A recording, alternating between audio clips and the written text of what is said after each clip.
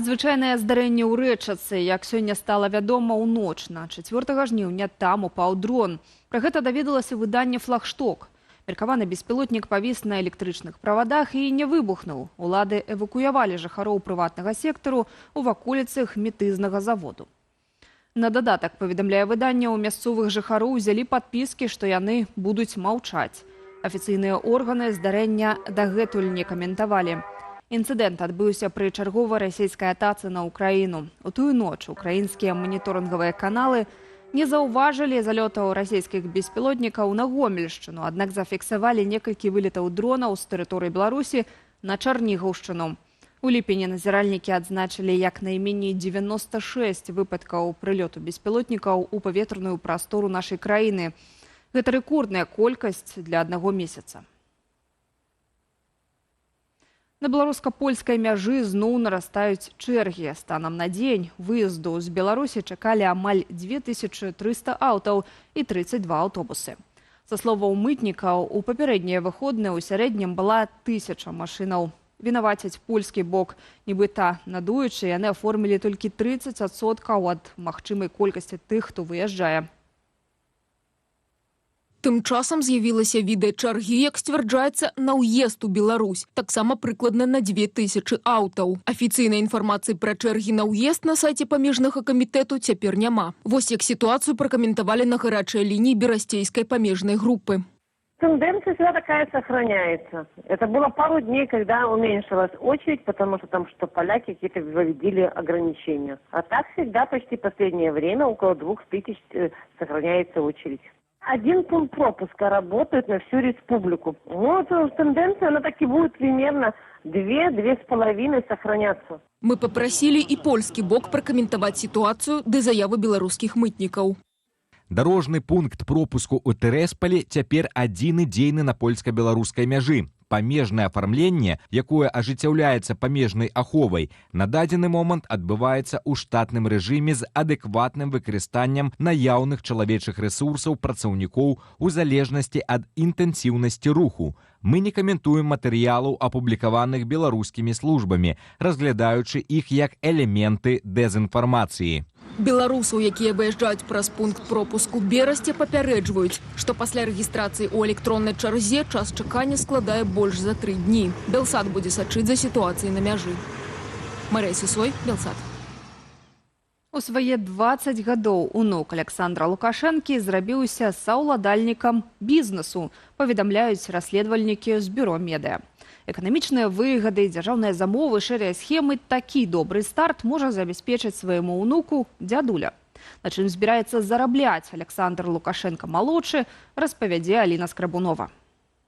Малады і перспектыўны 20-гадовы ўнук Александра Лукашэнкі і поўны ягоны цёзка Александр Лукашенко стаўся сузаснавальником приватной компании. Уникальность этого кейса заключается в том, что это действительно первый случай в истории современной белорусской коррупции, когда кто-то непосредственно из членов семьи Лукашенко вошел в структуру частного бизнеса.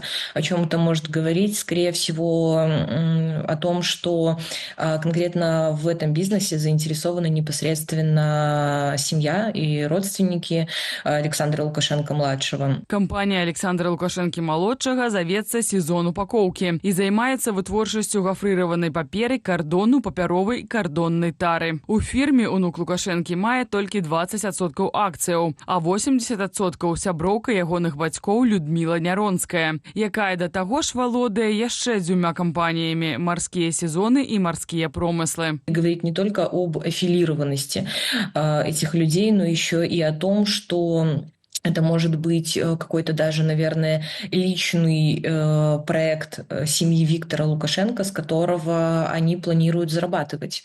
Либо это может быть какая-то такая легализованная форма взятки. Адметна, што пры рэгістрацыі кампанія «Сезон упакоўкі» пазначыла сваім юрыдычным адрасам асобую эканамічную зону Брэмена-Ворша, якая мае шэраг прэферэнцыяў. Але ці ўвайшла кампанія ў спіс рэзідэнтаў зоны, якія могуць скарыстацца льготамі, невядома, бо менавіта ў чэрвені, калі і паўстаў «Сезон упакоўкі», спіс рэзідэнтаў асобай эканамічнай зоны з адкрытага ператварыўся ў закрыты.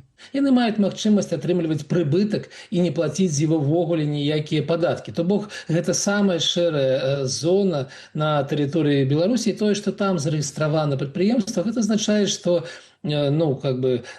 сваякі Лукашэнкі збіраюцца выкарыстоўваць все магчымыя способы, каб не платіць падаткі ў Беларусі. Акрамя льготных умоваў у асобай эканамічнай зоне Бремена-Ворша, Александр Лукашенко старэйшы тэарэтычна можа падтрымаць бізнес свайго ўнука і іншымі спосабамі. Дастаткова праз главу адміністрацыі, як быццам прэзідэнта, накіраваць ва ўсе дзяржаўныя установы, ва ўсе дзяржаўныя прадпрыемствы прапанову набываць упакоўку менавіта ў гэтай кампаніі, нягледзячы на кошты і іншыя умовы. Расследавальнікі бюро медыа абяцаюць сашыць за сітуацыяй і паведамляць пра новыя бізнес-кампаніі, якімі валодае сям'я Александра Лукашэнкі. Аліна Скрабунова, Белсат.